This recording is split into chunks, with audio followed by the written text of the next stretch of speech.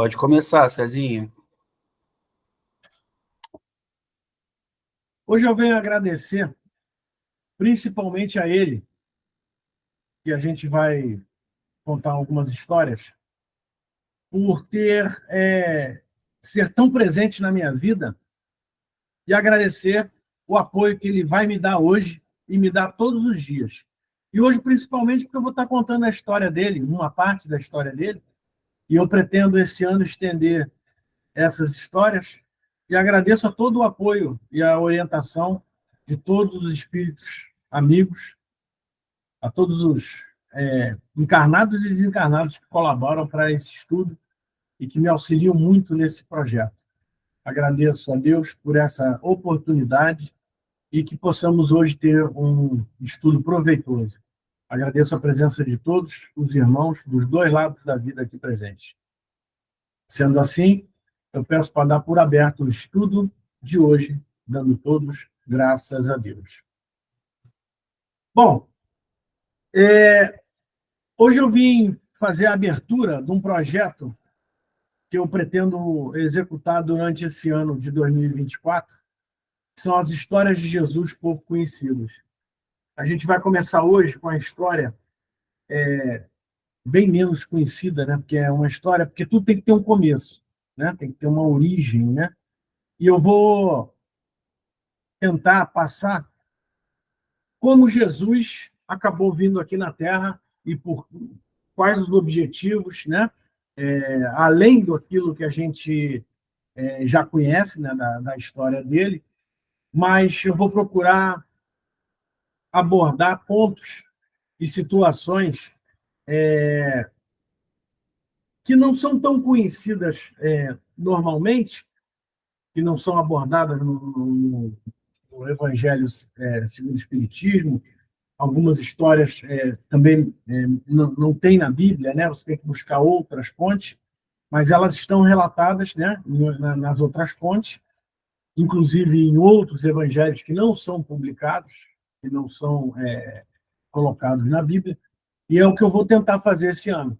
Eu vou tentar trazer e aproximar mais esse meu amigo, meu irmão, porque eu o considero assim, após ter conhecido as suas histórias mais profundamente, identifiquei nele um ser humano.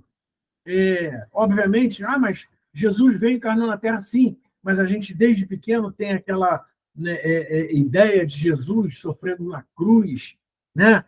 Ou o nascimento de Jesus fugindo do Herodes, né?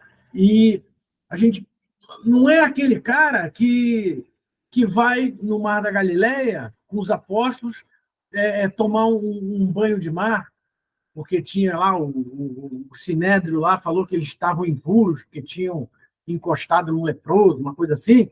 E aí Jesus, não, está muito calor, vamos para a praia. E foi com todo mundo para a praia, trocar ideia e tal. Aquele cara próximo. E a gente vai entender isso, eu vou tentar passar esse processo nesse estudo, nesse primeiro estudo. Bom, o começo para nós. Como todos nós já temos uma prévia, Jesus é um espírito criador de universos, constelações e cria mundos e promove seu desenvolvimento inteligente. Isso acontece desde os primórdios do nosso planeta. Segue pelos dias atuais e se estenderá pela eternidade, porque é assim que vai ser. Jesus coordena esse pedaço aqui do universo, foi criado por ele é um filho criador, ele é um espírito promotor do desenvolvimento das inteligências, porque nós e outros, né, espalhados aí pelo universo, somos projetos de Deus, né? Então, nós somos um projeto em andamento. E alguns autores citam que Jesus precisou de um descenso na sua luz para que seu brilho fosse suportável para nós. Essa expressão eu escutei num estudo lá no Jean e me parece bastante coerente, porque você imagina quando não é Deus, a gente não chega nem a ainda estar tratando de Deus, mas num espírito que está sentado ao lado de Deus, que é o Filho de Deus, que é o primogênito de Deus. Então, é um espírito de uma evolução que, para a gente, provavelmente a gente não tem nem como mensurar o grau de evolução de um espírito criador de universo, né? É muito complexo, né? É impossível para a criatura tentar mensurar o Criador, né? Mas vamos tocando o barco aí. Então, me pareceu plausível e eu coloquei essa observação. E a gente vai ver que a própria Bíblia cita em algumas situações, que a gente ainda vai ver aqui, que realmente existe um brilho muito intenso, né? Provavelmente alguma luz, alguma coisa assim, que até anjos de altíssima graduação têm que ter proteção nos olhos para conseguir estar próximo a Deus, né? Então, vamos chegando nesse ponto. Nesse relato, vou tentar expor como isso se deu, de que forma aconteceu e quais eram os objetivos. Esse estudo foi baseado em conteúdos do livro de Urântia, da Gênese de Kardec e a Bíblia Sagrada, Velho e Novo Testamento. Só para a gente ter mais ou menos da onde que saiu isso aqui. E o objetivo desse estudo é aprofundar mais o entendimento sobre o legado deixado por Jesus. Nesse primeiro estudo, vamos observar itens de suma importância para uma melhor compreensão do próprio Evangelho de Jesus. Porque quando a gente estuda o Evangelho de Jesus, a gente lá analisa que tem que perdoar, tem a humildade, a caridade, o perdão, etc. Agora, a gente não tem capacidade de julgar, e aí a gente joga na situação de só quem pode julgar é Deus. Aí, ou Jesus, vamos dizer assim. Mas a gente vai ver por que a gente não pode julgar e onde encontra a paridade com Jesus em relação a esse estudo. Vamos observar nesse estudo a humildade, a caridade e o perdão na sua forma primordial. Exemplos primários dessas características que a gente vai perceber na figura de Jesus. E antes de encarnar na Terra, Jesus preparou o seu caminho até aqui. Tudo começa mais ou menos há 1 bilhão de anos atrás. As suas auto-outorgas. O que é uma auto-outorga? Auto-outorga é quando o indivíduo concede um direito a si mesmo. Nesse sentido aqui, quer dizer o seguinte: Jesus, apesar de ser criador de constelações, criador de universos, desenvolvedor de inteligências nos planetas habitados dessa parte do universo, ele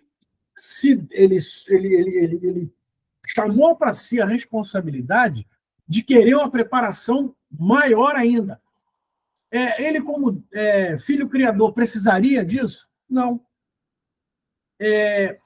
Ele, tecnicamente, vamos dizer assim, ele criou o planeta, criou o universo, criou ali aquela vamos supor, a Terra, e nos criou os animais, criou tudo. Ele precisaria se submeter a algum aprendizado mais, apesar dele ter sido criador de tudo isso? A princípio, não. Eu consigo visualizar aqui, de imediato, humildade. Você já imaginou a graduação desse espírito, um filho criador? E ele falou, não, eu quero saber como é que a minha criação funciona. Mas eu não quero saber de fora, eu quero saber de dentro. Eu quero ser a criação, e a gente vai ver aqui na sequência como é que isso funciona no motivo. E foram um total de 7 auto-outorgas, sendo que a última foi aqui na Terra.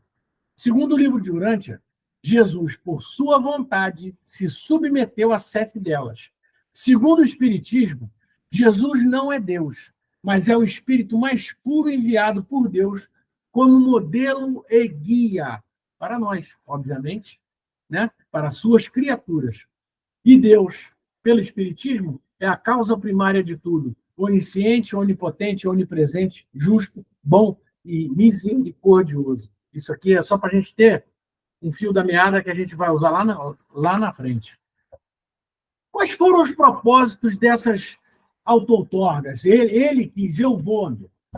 A princípio, foi uma forma de capacitar ainda mais esse espírito criador. Não se questiona a soberania, a misericórdia e o amor do espírito e a sua capacidade, vamos botar entre aspas, técnicas, né, de gerenciar, de criar, desenvolver o universo. Mas quando um criador encarna como criatura, acaba por ter acesso a um grau diferenciado de misericórdia e compaixão, pois observa e tem as experiências da sua criação através dos olhos da criatura. Eu fabrico parafuso. Aí eu sei a medida do parafuso, eu sei o passo de rosca que tem o parafuso, eu sei a liga de aço que eu vou usar no parafuso, mas eu quero ser o parafuso. Eu quero ver o grau de... Eu quero sentir a oxidação me corroer, eu quero saber de tudo. A gente vai perceber que esse é o grau de humildade. Um espírito criador acima de qualquer graduação que a gente possa mensurar, ele veio para aprender mais. Isso aí é um exemplo para a gente. Aliás, ele veio para cá para dar exemplo para a gente. E antes dele vir para cá, ele já estava dando exemplo. Por quê? Ele, apesar de ter a graduação, ter todas as condições, enfim, não precisava, ele fez questão de vir, se submeter, a encarnar como cada criatura que ele criou, para ter a visão dessa criatura em relação ao universo, à vivência. É uma coisa muito, muito, muito legal. E eu vou dar aqui rapidamente um resumo dessas 6 primeiras auto-outorgas. Tá? E aí a gente vai vendo, e aqui pode acompanhar o seguinte. Aqui a gente está vendo, por exemplo, aqui eu vou usar uma terminologia, uns nomes aqui esquisitos, que são do livro de Urântia. Mas, na realidade, na Bíblia, trata de anjo, arcanjo, querubim, serafim. Tá? Então, aqui, não se assuste com os nomes. Na realidade, são espíritos criados por Jesus, por Deus, para desenvolver e fazer funcionar o universo. E as criações, como é que eu vou te dizer? Terem condições de funcionar, de se desenvolver, de aprender, etc. A gente vai vendo aí. Eu vou começando com a primeira auto-outorga, que mais ou menos eu entendi quando eu li essa parte, que, digamos assim, foi uma graduação dos espíritos envolvidos no desenvolvimento dos planetas habitados. Mas, como é que eu vou te dizer? Cada um desses espíritos tem uma função diferente. Né? Deus cria o universo, mas ele tem, assim como a gente já é familiarizado com isso no nosso trabalho na Umbanda, a gente tem os falangeiros, tem os orixás, etc. Cada um tem uma função, tem um trabalho a ser feito e tem uma responsabilidade, e daí a gente vai, mais ou menos, como eu falei, muita coisa da espiritualidade que a gente usa na matéria, que veio de lá, né, como herdamos para o nosso desenvolvimento, e a gente percebe aqui, nessas auto-outorgas, as diferentes funções dos espíritos elevadíssimos na promoção do desenvolvimento dos mundos habitados no universo. Então, a primeira auto-outorga de Jesus aconteceu há mais ou menos 1 bilhão de anos. Materializou-se junto à ordem dos Melquisedeques. Seria alguma graduação de um anjo, um arcanjo, um querubim, um serafim. Tá? Vamos trocar assim, fazer o câmbio, só para você ter uma noção. Um que não era conhecido pelo aquele grupo de Melquisedeques, e trazia ordens para exercer o trabalho de atender às emergências em todo o universo. Ou seja, deu um problema lá numa constelação, lá não sei aonde. Ele era... se você tem uma multinacional, uma empresa que atua no mundo inteiro, você tem os seus funcionários responsáveis, por exemplo, deu um problema na filial lá da Argentina. Aí eu tenho um gerente do setor aqui da América, para a América Latina, para a América do Sul, que esse gerente vai lá e vai resolver o problema lá naquela filial da Argentina. Deu um problema no Equador, né? Aí o cara vai lá no Equador, vai resolver o problema, deu um problema lá. Então, digamos que esse espírito evoluído é responsável para sanar alguns problemas que possam vir a ocorrer em determinadas partes do universo. Né? Vamos colocar assim como se fosse um gerente para a América do Sul. Né? Ele vai resolver tudo que estiver aqui nesse setor. E, segundo os relatos, cumpriu com louvor todas as missões que lhes foram dadas. Segundo a Bíblia, no Velho Testamento, nós tivemos a presença de um Melquisedeque aqui na Terra. Ele era o rei de Salém. Salém é a cidade predecessora de Jerusalém. E Salém significa paz. A palavra Salém, da tradução lá do aramaico, hebraico, sei lá qual era a língua que o cara estava usando, significa paz. Era chamado de um sacerdote de Deus. Ele foi o sacerdote que recebeu Abraão quando voltou da guerra, né? E aí, tipo, firmaram aliança com Deus ali, então se acertaram ali os ponteiros, né? Ficaram bem alinhadinho, direitinho, e aí começa, porque Abraão é um expoente, né? Tanto para o muçulmano e para o judeu também. Então, isso aí é uma coisa fundamental. E nós tivemos a visita de um desses, de uma categoria, de um anjo, vamos dizer assim, de um anjo nessa categoria aqui na Terra.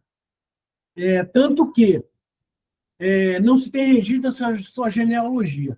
Se você tiver curiosidade de pegar a Bíblia aí, aqueles que nunca pegaram, você vai ver que quando a Bíblia designa o nome, que Jacó, que era filho de sei lá, de Sara, com a mãe era Sara, o pai era, sei lá, José. Então, sempre traz uma genealogia daquele cidadão para ver de onde que ele veio. Por quê? No final das contas, era para ver de qual tribo ele vinha, daquelas 7 tribos lá de onde originou mais ou menos as civilizações ali daquela região. Então, não tinha registro dessa genealogia. E para alguns teólogos cristãos, ele teria sido uma aparição, ou seja, a gente vai trocar essa aparição para o nosso termo mais comum aqui no espiritismo, no espiritualismo, como materialização do Messias. Era conhecido também como Rei da Justiça e Rei da Paz. Então, ele não era um rei para a guerra, correto? O nome da cidade que ele governava era Paz, né? E tinha esse tipo de designação, era um sacerdote que aparece em 2 situações na Bíblia, e um Salmo 110, comenta sobre Melquisedeque, e o outro eu anotei, né? Eu nunca anotei. Onde é que está ele aqui? Bom, enfim, e tem em Gênesis 14, 18 a 20, uma coisa assim. Então, eu tenho referência dele tanto no livro de Urântia quanto no Antigo Testamento. Então, Jesus foi para essa outorga, cumpriu a função, enxergou tudo que essa criatura, né, esse espírito elevado, esse anjo, o arcanjo, querubim, serafim, o que você quiser definir, o Melquisedeque, ele enxergou pelos olhos de um Melquisedeque, um trabalhador para a promoção dos mundos em desenvolvimento e em progressão no universo. A segunda outorga materializou-se como um Lanonandek, outra vez. Ou é um querubim, ou é um anjo, um arcanjo, um querubim, um serafim. O Lanonandek. Essa categoria tem uma função de administrar os mundos habitados, seria tipo, como aquele é o gerente para a América do Sul, esse aqui seria o gerente para Brasil, gerente Brasil, tá? Já um pouco mais detalhado, um pouco mais para tratar das coisas mais próximas à criação, à criatura, né? A criação do caso. Na Bíblia, um Lanonandé, que também é citado na Bíblia, seria a categoria do anjo caído. Esse nome aí não lembra vocês de alguma coisa? Ah, lembrou. Lúcifer, brilhante portador da luz. Opa, mas peraí, Lúcifer não é o cara que está lá com o garfo, lá embaixo, e tem o nome de brilhante portador da luz? É porque esse é o nome da categoria. O nome dele é como anjo, né? Como arcanjo, como querubim, como serafim, como queira definir. Ele foi definido, aqui temos citado na Bíblia, em Isaías 14, 13, 14, a rebelião de Lúcifer. E Lúcifer era um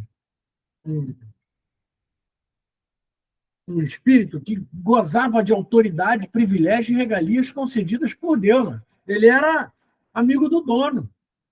Ele era o cara colado com o dono da empresa, de tudo, com o dono de tudo. Aconteceu que Lúcifer se rebelou contra Deus, desejando ser semelhante ao Criador, sendo a primeira criatura na qual se originou o pensamento competitivo. Aí eu vou remontar aqui um detalhe importante. Aí você fala, pô, César, mas eu não sabia dessa revolução de Lúcifer. É porque, normalmente, essa parte está no Velho Testamento. Quem aborda mais o Velho Testamento é o protestante, né? O evangélico, o batista, né? Enfim, todas as religiões protestantes, elas abordam mais o Velho Testamento. A gente tem uma ligação muito próxima ao catolicismo e o espiritismo, inclusive, estuda o evangelho, o evangelho segundo o espiritismo é o Novo Testamento, é o evangelho de Jesus.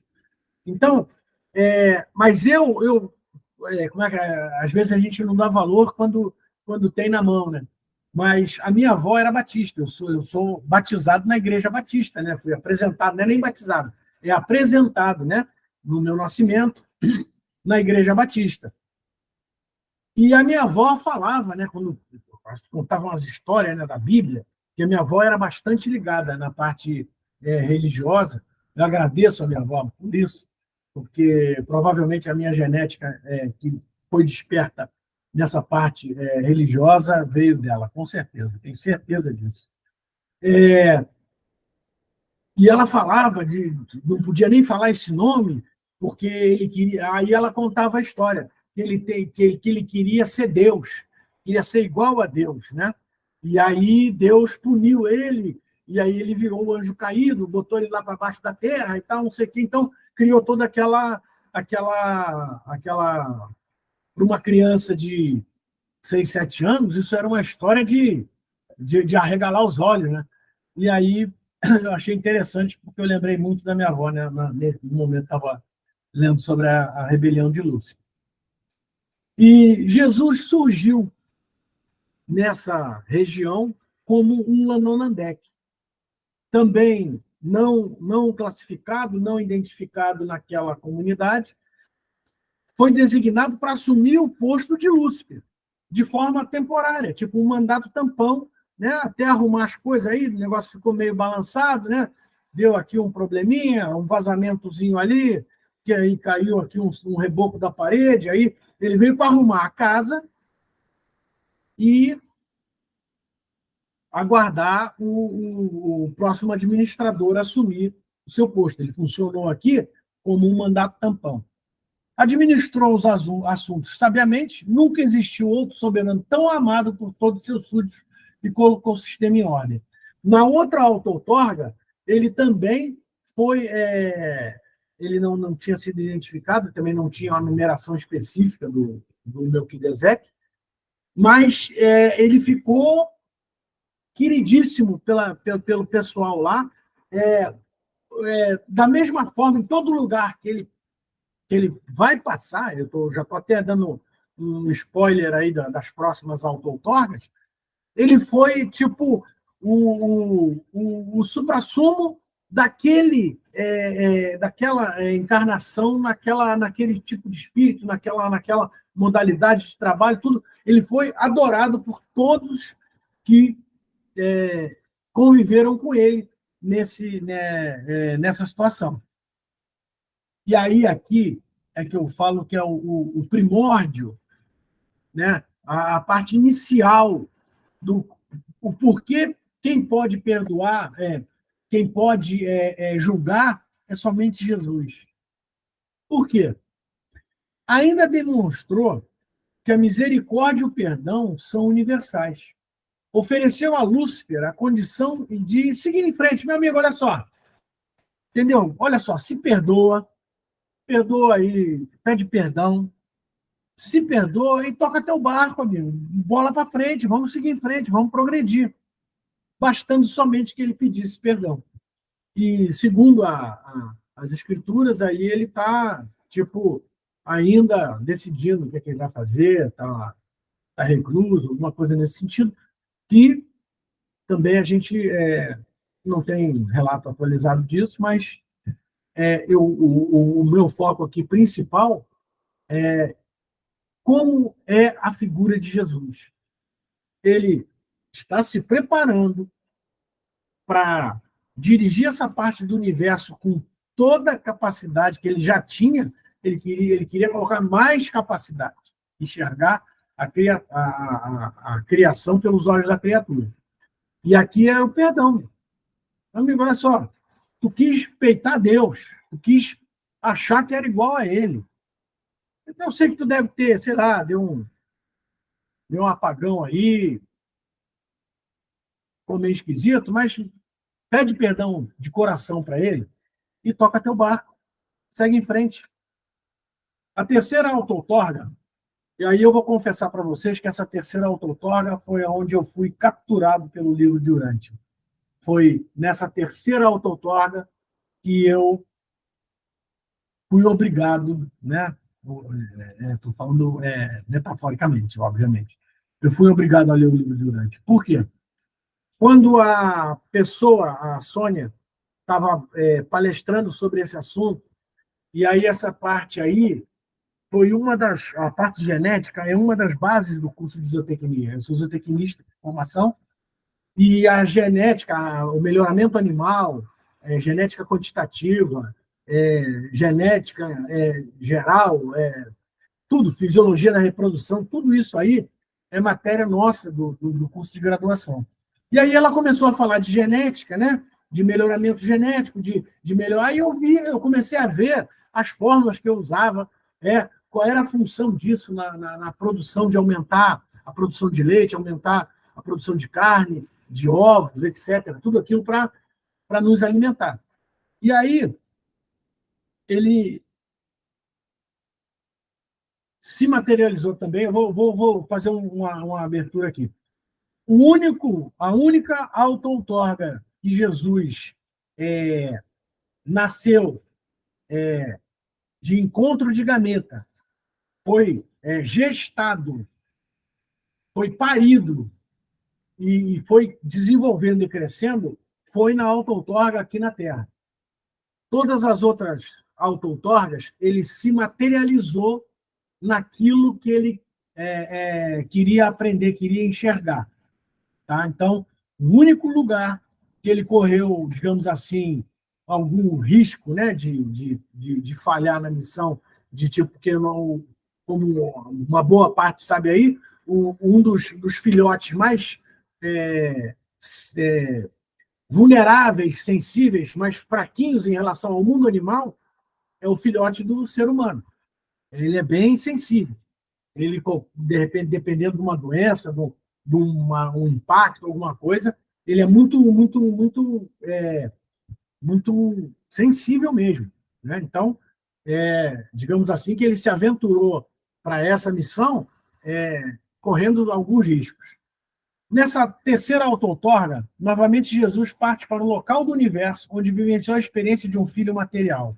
O filho material representa a melhoria genética das populações, como um sangue novo na região, uma carga genética positiva para a evolução e o desenvolvimento de um mundo habitado, tanto na parte física como no intelecto. Na Bíblia, nós temos a figura de Adão e Eva, o melhoramento genético enviado por Deus para o progresso dos mundos habitados. Aí algumas pessoas falam, mas peraí, amigo, Segundo a Bíblia, Adão e Eva foram os que criaram o mundo, né? Deus criou o mundo, depois criou o homem, criou Adão e Eva, e aí veio Caim, Abel, aí Caim matou Abel e casou com a mulher lá, que era de uma tribo vizinha. Opa, peraí, pô. Mas como é que funciona? Se a Bíblia diz que o mundo foi criado em 7 dias, aí Adão e Eva apareceram, aí tiveram Caim e Abel, aí morreu, e já tinha uma tribo lá de fora. Então, esse foi um dos motivos que me deixou meio confuso com relação à Bíblia. Mas aqui, em Urante, eu consegui entender isso aí de uma forma melhor. Principalmente porque eu tenho a visão zootécnica do melhoramento genético. O que significa isso? Por exemplo, você tem uma população, você precisa que aquela população se desenvolva. Né? Vamos dizer assim, aqui ainda era na base fisiológica, né? A base genética, melhorando a constituição física, a resistência a doenças, né? Melhorar a inteligência para desenvolver ferramentas, para aprender a trabalhar na agricultura, para fundir metais, para aprender a trabalhar com ervas para curar e daí para fora. Então, eu entendo isso. Eu consegui visualizar isso com muita facilidade, porque eu entendi que essa aí é uma benesse que Deus dá, é uma misericórdia que Deus dá para acelerar o progresso das civilizações dos habitantes daquela parte do universo. E, no caso aqui, Adão e Eva representam esse melhoramento genético. Eles eram de tamanha, como é que eu vou dizer assim, tamanho vigor genético, uma pureza tão grande de carga genética, que, segundo o livro de Urântia, Adão e Eva teriam filhos, né? E esses filhos seria a endogamia, né?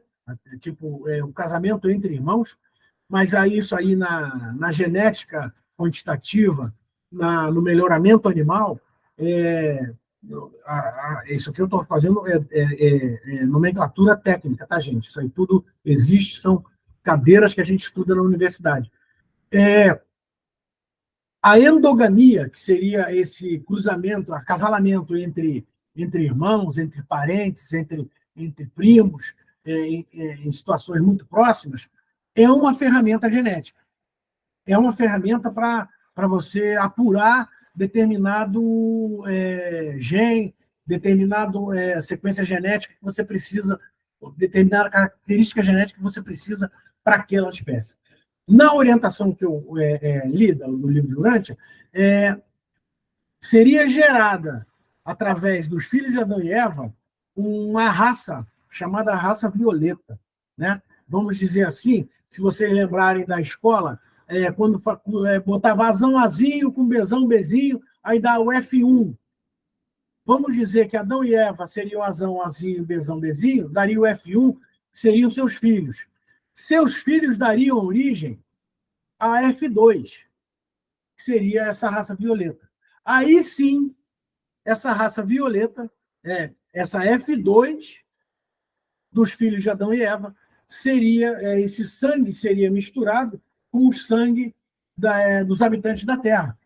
É tipo assim, por exemplo, quando eu era pequeno, meu avô me dava café preto mesmo, na mamadeira.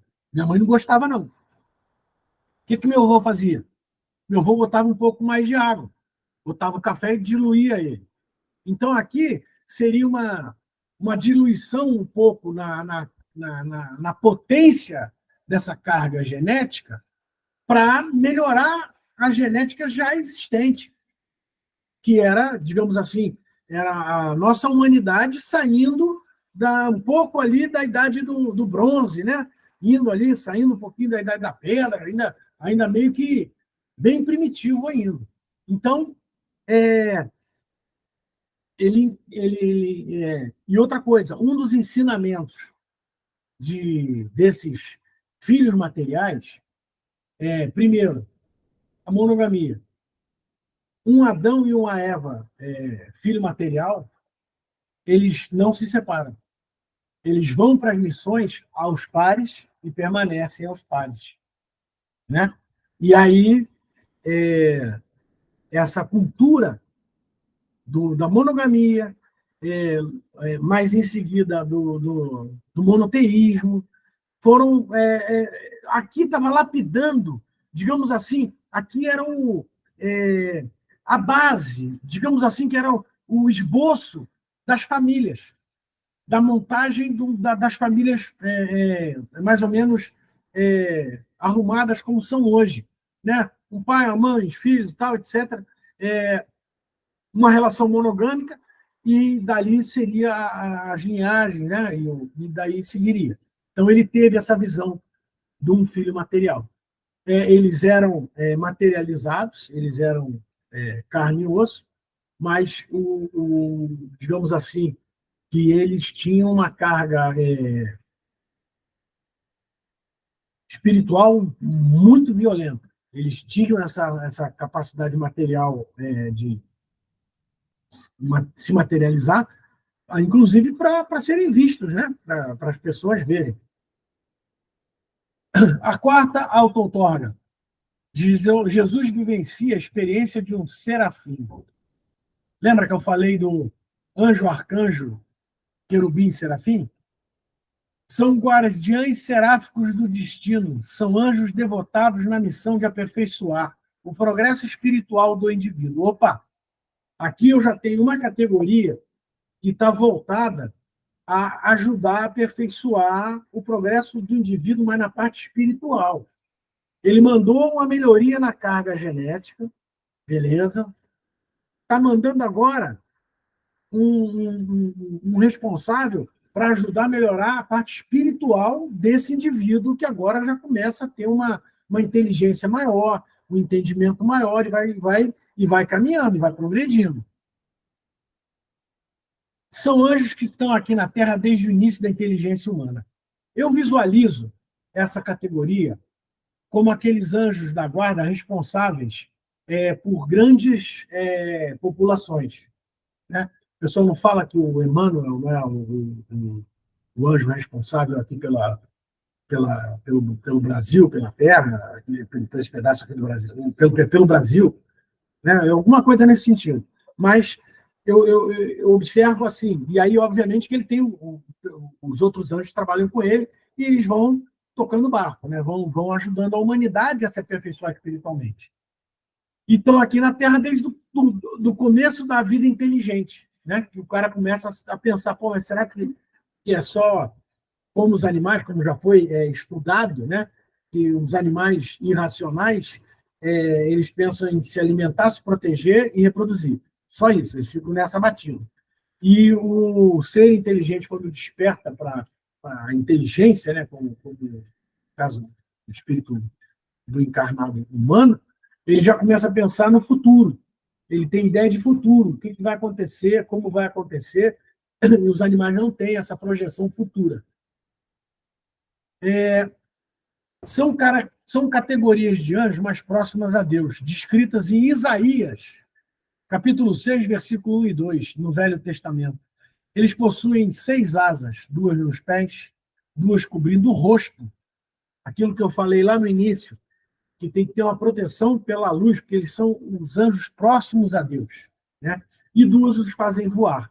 Existe também a colocação que os serafins têm uma subcategoria deles, que são de transporte, né? Eles enserafinam o espírito e conduzem a grandes distâncias dentro do universo. É por isso que ele é turbinado aí, tem 6 pares de asa, que é proteção e turbina, né, meu? Isso aí tem até nitro.